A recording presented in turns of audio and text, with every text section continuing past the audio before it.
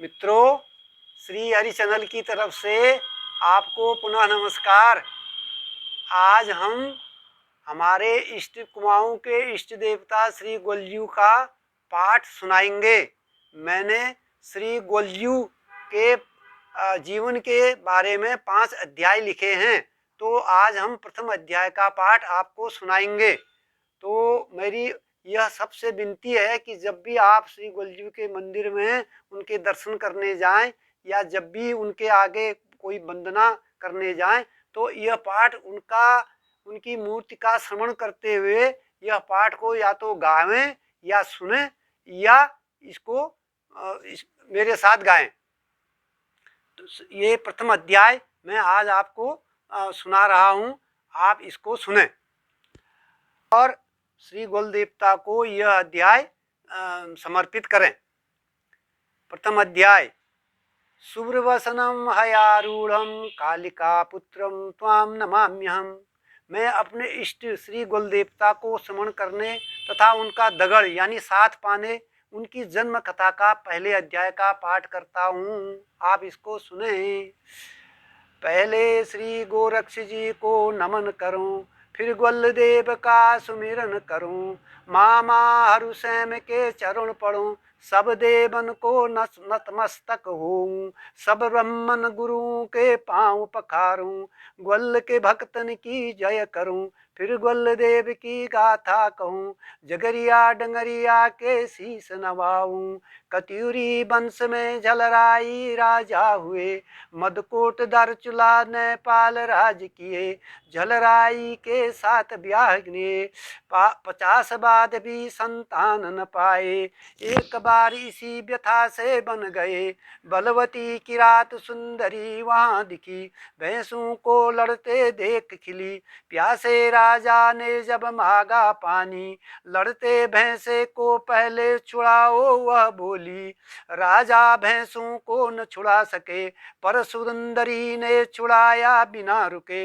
राजा प्रभावित हुए सुंदरी से, नाम ग्राम पता पूछा विनती से, कालिका नाम सुंदरी ने बताया, कि रातों का परिवार जताया, कलिनारा माता नाम बताया, हरुषम भाई नाम जनाया, राजा हृदय प्रेम उमड़ आया, देख कालिका की सुंदर काया, जल पी राजा अपना हाल बताया, विवाह प्रस्ताव सुंदरी को सुनाया, परिवार शादी सादर तैयार हुआ, झलराई कालिका का पानी ग्रहण हुआ, राजा नववधु साथ लौटे राजधानी, राजमहल में हुआ खाना पानी, जब से कालिका राजमहल आई, वहाँ खुशी की लहर छा गई, पूरा महल फिर जवान हो उठा, राजकुमार के लिए बेचैन हो उठा, कालिका गर्भवती हो गई, मदकोट में प्रसन्नता छा गई,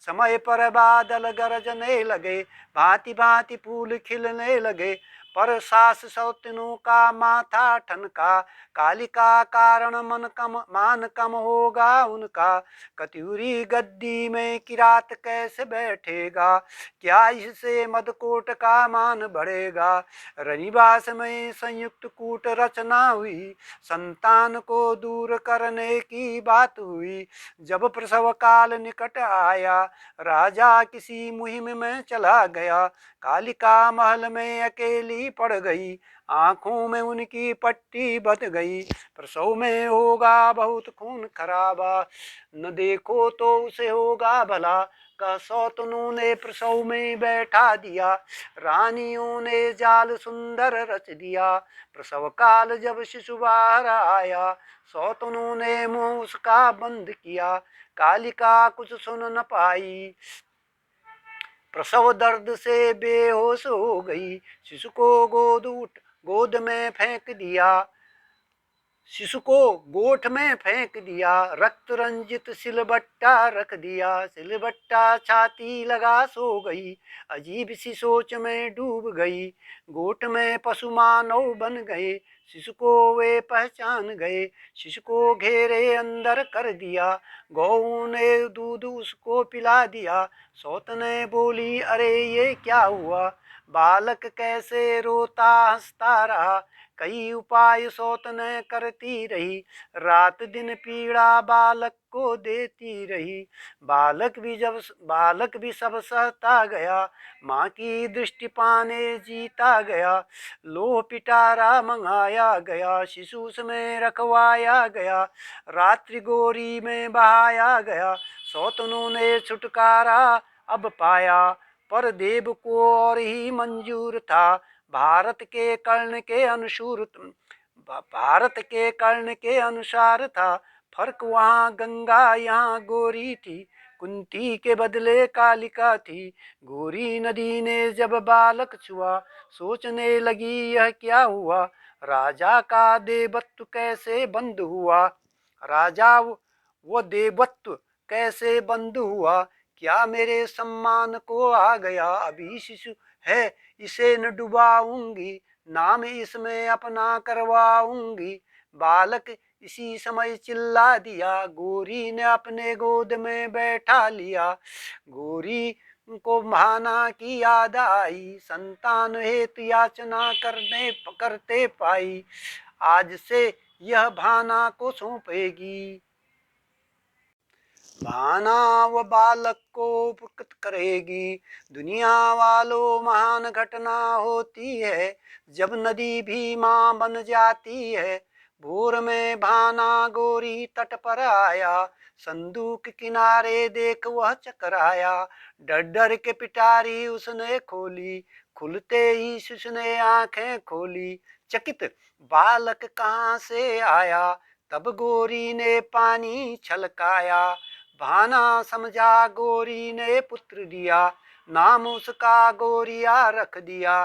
क्या भाग जन्म झलराई के यहाँ, नामकरण भाना धीवर के वहाँ। कर्ण व कृष्ण जैसी यह कथा, कहा पढ़ा सुना जैसे यथा। भाना के घर में खुशी छा गई, शिशु खेल से किलकरित हो गई।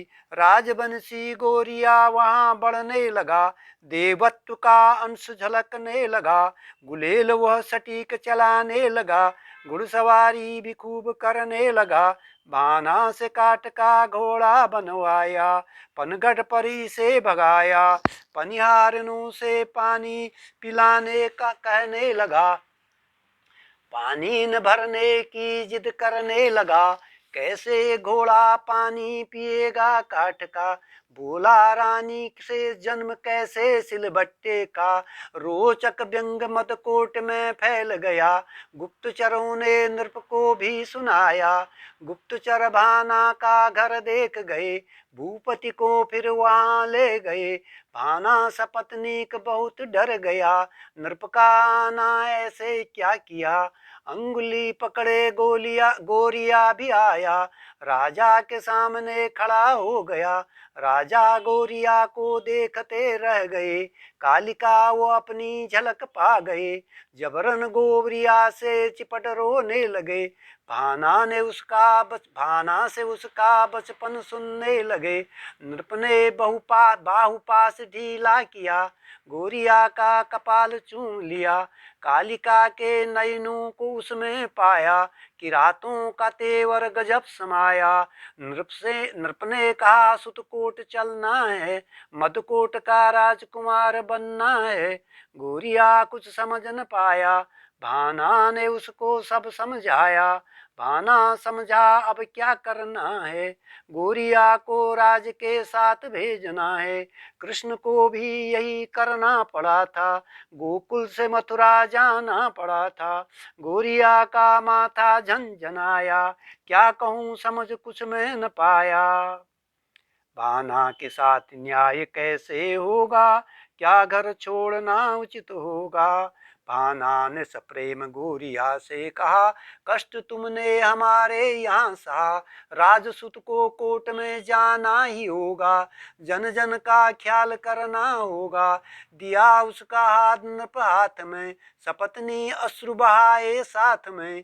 सहसा देवत्व और न्याय जागा, भाना का दिया नाम बना रहेगा, गोरी भी सदा याद रहेगी, धरा जब तक बनी रहेगी, भाना पिता तुल्य बने रहेंगे, माता सहित कोर्ट में आ जा सकेंगे, मंजूर है अगर ये शर्त मेरी, तभी चलूंगा नृप कोर्ट तेरी।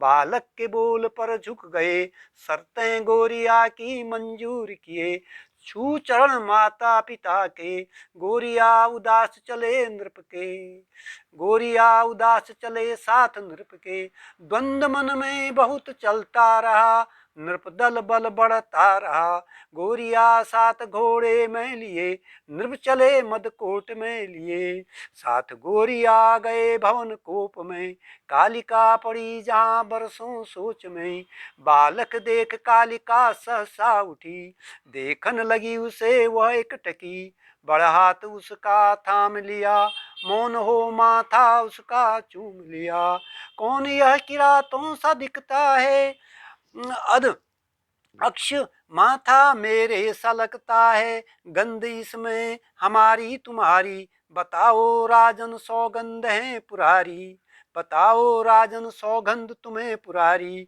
मौन राजा रुआसा होने लगा, गोरिया को माँ का इशारा करने लगे, धाड़ से बोला ओ माँ कालिका, कैसे हुआ यह प्रसव से सिलबट्टा, पट्टी आंखों में क्यों पहनवाई, दूरी मुझसे इतनी क्यों बनवाई, यह कह माँ से लिपट गया, माँ के अश्रुओं से भीग गया, सिर हाथ फेरती सिर पर हाथ फेरती रही, नजरों से उसे दुलारती रही, ओह बिना पय पान कैसे पुत्र कैसे, खेल हुआ भाग्य बसात वैसे, बदन में सुप्त मातृत्व जागृत हुआ, कसा उसके स्तनों में भारी हुआ, पय धार तेज आने लगी, गोरिया मुंह में जाने लगी, पय पान से जब तृप्त हुआ, गोद माता से सो ना हुआ, कालिका गोरिया को निहारती रही,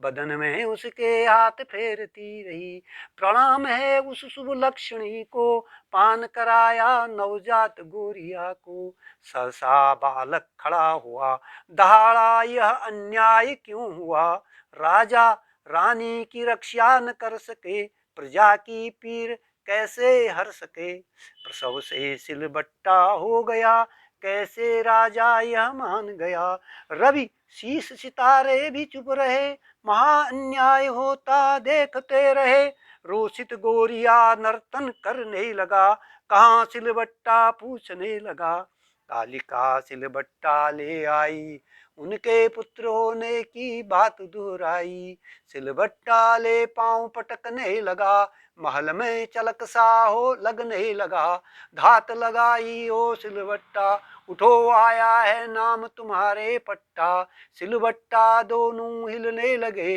दो वीर उनसे प्रकट होने लगे, लौ दंड ले क्रुद्ध नाचने लगे, तीनों वीर महल को हिलाने लगे, लोग सब महल से बाहर आ गए, सूर की ओर कोप भवन गए, रोष नर्तन देख स्तब्ध रह गए, कौन ये वीर कहाँ से आ गए, नृप ने इशारों में सब बताया, सभासदों जनों को समझाया, न्याय न्याय बालक दोहराने लगे, सभासद सभी हाथ जोड़ने लगे, हम सभी अपराधी हैं माँ कालिका के, दंड के भागी हैं राजा के, राजा वहाँ यह घोषित किए, सौतनों को सजाए मौत पोषित किए, अन्य संलग्नों को कारावास दिया, रोषित बालकों को शांत किया, क्या माँ कालिका को मंजूर फैसला नहीं, मातृत्व बध कभी न भला, माताएं सभी पूज्य हैं धरा में, बध नहीं ठीक उनका किसी हाल में, तो इनको आजन्म कारावास होगा, अफसोस उनको काटता रहेगा, जय जय हो माता, जय जय हो माता कालिका, गर्व हमें तेरे पुत्र होने का, रोषितों का नर्तन रुक गया, महल भी शांति पा गया, रानी ने महल को सजाया, कोप कोप को जड़ मूल भगाया, कालिका खुशी से मुख हुई, पुत्रों ले भवानी शंकर थान गई, कालिका खुशी से मूक हुई, पुत्रों ले भवानी शंकर थान गई। अश्रुओं से भवानी पद धो गई, पुत्रों से शंकर को नमन कराई। पुत्र वीरों को बहुभोग खिलाया, फिर मातृ गोद में सुलाया। रोषित नर्तन जब मैंने लिखा, मन अति मेरा रोमांचित हुआ। गोरिया का दगड़ प्रतीत हुआ, रोआ रोआ खड़ा हुआ।